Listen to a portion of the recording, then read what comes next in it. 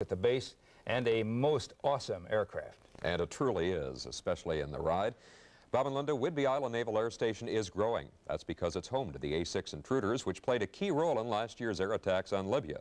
Photographer Ken Jones and I recently spent 10 days at the air station learning about the A-6 and the reasons for Whidbey's importance. The day begins early at Whidbey Island Naval Air Station. By sunrise, air crews are already briefing for their day's flights. When they do show up, they'll see how much space they have, and I think we can work this whole thing out together. Maintenance crews are checking and rechecking the maze of systems which bring these jets to life. Whidbey is home to the EA-6B Prowler, the electronic warfare jet that jams enemy radar. It works in tandem with the A-6 Intruder, the Navy's attack jet. Half of the Navy's shore-based A-6s call Whidbey home. The A-6 is now at the top of the pyramid. Its attack role is supported by the EA-6B and light attack jets such as the F-18 and A-7. Protecting these offensive players are the aircraft carrier's defense, the F-14 fighters, and the anti-submarine S-3 Vikings. The Navy feels too much emphasis has been placed on defense, the fighters, and not enough on offense, the A-6 attack jets. Here we go, full power. Stand by for that smoke, we may get. In the next 7 to 8 years, we're going to go from 15 attack squadrons, or A-6 squadrons in the Navy, to 26 attack A-6 squadrons. 5 of those new A-6 squadrons will be based at Whidbey, and it will be the job of Wood's Instruction Squadron, VA-128, to supply the additional crews. Last year we had in the squadron about an average of 15 airplanes. Right now we have an average of 24 to 25, so we're slowly getting to the doubling point where we have to anticipate providing all those replacement pilots and sailors to all those new squadrons. Yep, wait, one here, this thing. The A-6 carries a 2-man crew, the bombardier navigator and the pilot. Looking good here. The bombardier navigator is a little like a quarterback. He manages the systems, navigates, and plans the attack. Student BNs, as they're called, practice their skills and strategies in this high-tech classroom. A simulator called a weapon system trainer. 28301, Boardman Tower. Altitudes are looking good. Roger that. I got the radar altimeter now set at 400 feet. I'm on a 1.5 range. 28301, Roger. Clear to drop. Okay, this instrument here is called a vertical display indicator. That presents a three-dimensional picture from 1/4 out to 7.5 miles in front of the airplane. This is what lets him see that there's hills out here and he has to climb or descend or he has to go around them. The BN on his scope, his radar scope, he can tell if he's got radar clearance over a hill, and he can see where the valleys are. So when you get the pilot and the bombardier working together, using both these instruments, you've got a winning team. Master arms on, we're in attack. Roger that. Got a good light, good indications, Pickles high. Let's turn the bomb tone on. And it's on. Okay, and just try to null out the steering there for me, buddy. Roger, in Gonna be attack. tough. Oh, God, yeah. There's a hammer. Roger, out of attack. God dang it. Okay, in attack. Stay with it, stay with it, stay with it. Range, hammer's falling. Roger, Roger, looking good, looking good, looking. Bomb's away. Bomb. If the BNs are like quarterbacks, the pilots are the running backs who execute the plays.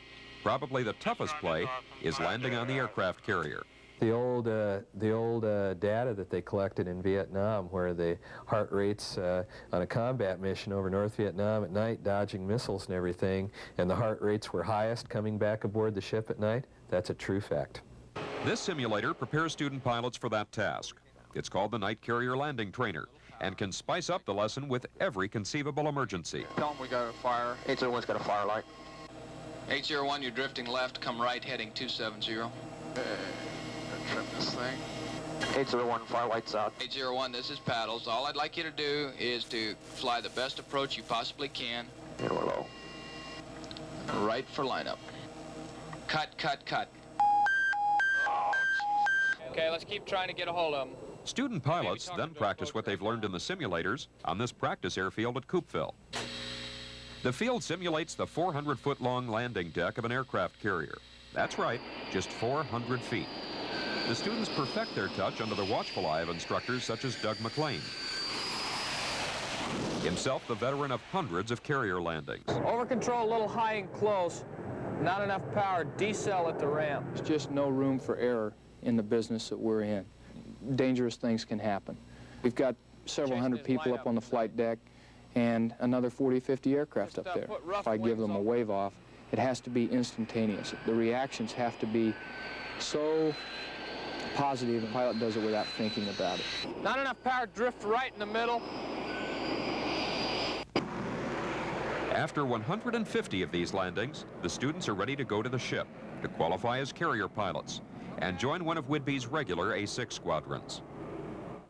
To get a feel for a tactical jet and its mission, you can't sit on the sidelines. Next, a flight in the A6 and how to survive them if you can't. The subjects range from the physical effects of high altitude to parachute handling to ejection procedures. Both hands wrapped around real good and tight. Eject! Okay. Much of the training deals with water survival. All students are required to swim 150 yards in full flight gear. That weighs about 40 pounds. Just the beginning of what could be called crash and splash class. Step onto the seat, lower yourself into the car. This is the Delbert Dunker. You may have seen it in the movie Officer and a Gentleman. It simulates a sinking plane with the flotation qualities of granite. The second horn, the car will go down the rail and invert. You have a diver in the water. Any questions? Can't think of any. You're on your way.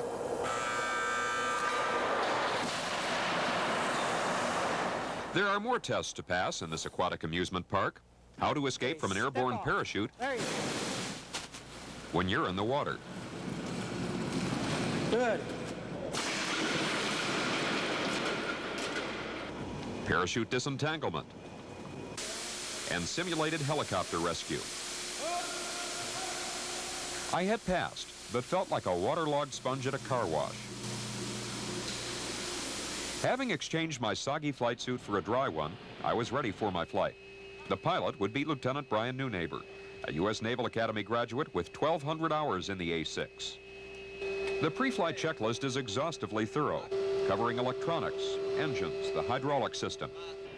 The ground crew is double-checking each item. Okay, that should be on.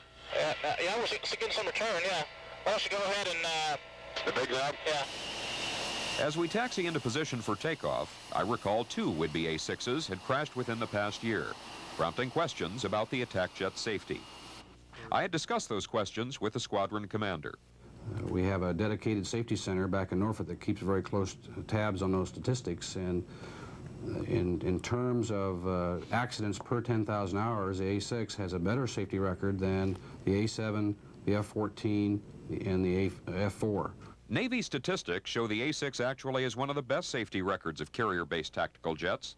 The Intruder has between 5 and 6 accidents per 10,000 hours of flight time. That compares with 6 for the A7 Corsair, 7 for the F-14 Tomcat, and 7 to 8 for the F-4 Phantom. Those wheels get light. We're going to go flying. Pass our refusal speed. The takeoff is amazingly gentle. Within seconds, we were tucked in formation, cruising through the clouds. A6 pilots don't fly low for mere thrills. They do so to escape detection by enemy radar. Let's face it, the target most likely is usually a threat to us also. So we want to get in and get out of town. The Boardman bombing range was now in sight. We descended almost to treetop level and accelerated. 19 mils. Iron dark, about the way. How'd that one come off? That was long enough. Aimed long and went long. Pulling into climbing turns after each run, the sudden acceleration multiplied our effective body weight 4 times. How you doing? How you like us? Oh, great. Good. Fantastic. The A6 feels solid and stable, even at high speed and low altitude over rough terrain. We train here in the squadron to be able to do these low levels, low level, high speed, day and night, clouds, no clouds, whatever. And that's where the A6 can really make its money, because we can do this low level navigation to avoid enemy detection, both in good weather and bad. The A6 certainly earned its money on this flight. I was impressed with the responsiveness of the plane, the skill of my pilot, and the hours of careful preparation before the flight. All too soon, we were back on the ground at Whidbey, my flight at its end. Would I do it again? You bet I would. And that's no kidding. Great thrill. It was.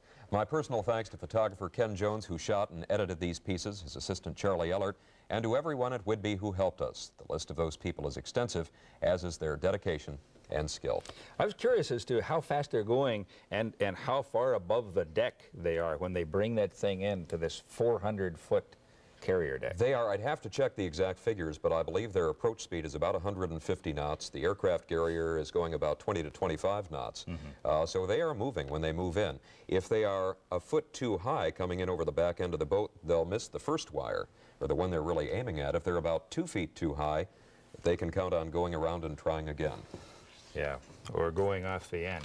That's Jeff, true. Precision flying. This is called Top Story tonight. We'll name it Top Gun in your honor. We were glad to see you come back up out of the water there, Jeff. Dave Sandgren. We're going to see some of it. We Right are. now, let me tell you first that Mike James will be back on Monday. He's